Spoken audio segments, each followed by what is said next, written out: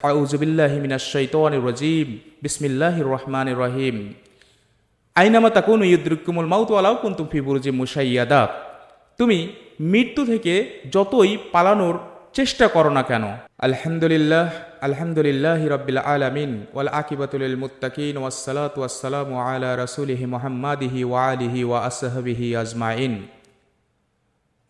আন ইবনে উমর রাদিয়াল্লাহু তাআলা আনহুমা قال أخذ رسول الله صلى الله عليه وسلم بمنكبي وقال كن في الدنيا كأنك غريب أو عابر السبيل. وكان ابن عمر رضي الله تعالى عنهما يقول إذا أمسيت فلا تنتظر الصباح وإذا أصبحت فلا تنتظر المساء وخذ من صحتك لمرضك ومن حياتك لموتك. রাহুল বুখারী।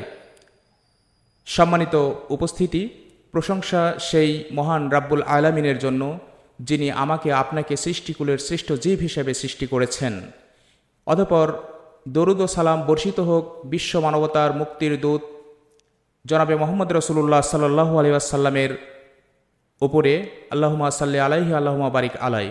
সম্মানিত উপস্থিতি, আমি আপনাদের সামনে রাসূলুল্লাহ সাল্লাল্লাহু আলাইহি ওয়াসাল্লামের মুখনিসৃত হযরত ইবনে উমর রাদিয়াল্লাহু তাআলা আনহুমা হতে বর্ণিত একটি হাদিস উপস্থাপন করেছি, যার মর্মার্থ এরকম: আন ইবনে উমর রাদিয়াল্লাহু তাআলা আনহুমা কয়লা, ইবনে উমর রাদিয়াল্লাহু তাআলা আনহুমা বলছেন, আখাযা রাসূলুল্লাহ সাল্লাল্লাহু আলাইহি ওয়াসাল্লাম বিমানকিবি, রাসূল সাল্লাল্লাহু আলাইহি ওয়াসাল্লাম আমার কাঁধে হাত রাখলেন।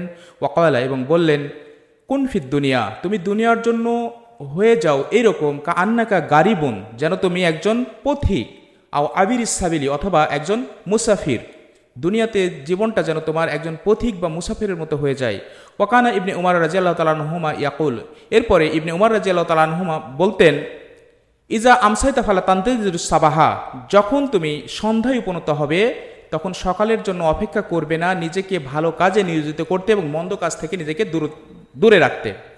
ওয়াইজা আজবাহাতা ফালা তানতাজিরুল মাসাহা, অতঃপর যখন তুমি সন্ধ্যায় উপনীত হবে তখন সকালের জন্য অপেক্ষা করবে না, নিজেকে ভালো কাজে নিয়োজিত করতে এবং মন্দ কাজ থেকে নিজেকে দূরে রাখতে।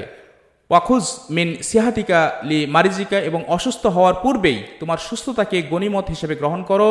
ওয়া মিন হায়াতিকা লি মাউতিকা, এবং তোমার মৃত্যুর পূর্বেই তোমার হায়াতকে, তোমার জীবনকে মৃত্যুর পরবর্তী জীবনের পাথেয় হিসেবে গ্রহণ করো।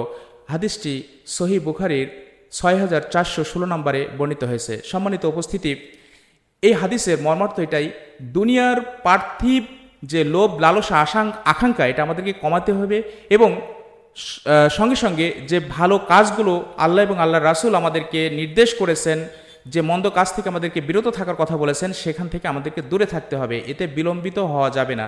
এমনকি সকালে যখনই আমার সামনে কোনো ভালো কাজ উপনীত হবে বা কোনো মন্দ কাজ উপনীত হবে, সঙ্গে সঙ্গেই ভালো কাজে ধাবিত হতে হবে, মন্দ কাজ থেকে তাৎক্ষণিক আমাকে ফিরে আসতে হবে।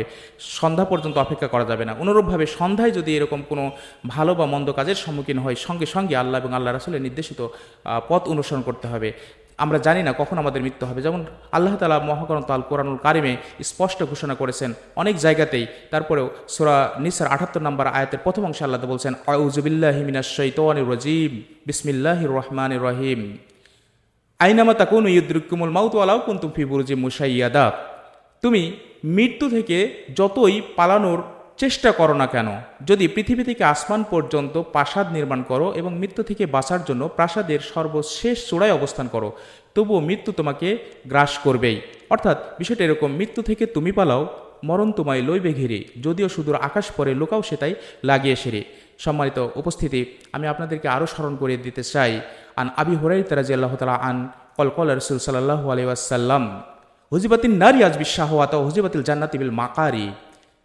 দুনিয়াতে যারা খেয়াল খুশি মতো চলে, মনের ইচ্ছা মতো চলে, তাদের জন্যই আসলে জাহান্নাম যাওয়াটা সহজ হবে। কারণ জাহান্নাম পরিবেষ্টিত রয়েছে খেয়াল খুশি বা ইচ্ছা আনন্দ দ্বারা চলা ব্যক্তিদের জন্য, এবং জান্নাত পরিবেষ্টিত রয়েছে দুঃখ, কষ্ট, ক্লেশ দ্বারা।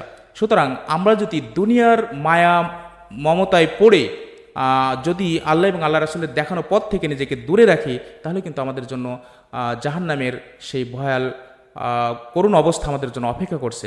সম্মানিত উপস্থিতি, আমি আপনাদের উদাত্ত আহ্বান জানাবো, আমি, আপনি, আমার আপনার পরিবার যেন অবশ্যই আল্লাহ এবং আল্লাহ রাসূলের দেখানো পথ চলতে পারেন এবং আল্লাহ যেন আমাদেরকে তার ওয়াদাকৃত জান্নাতে দাখিল করতে পারেন, এই কামনা রেখে আজকের আলোচনা এখানে শেষ করছি।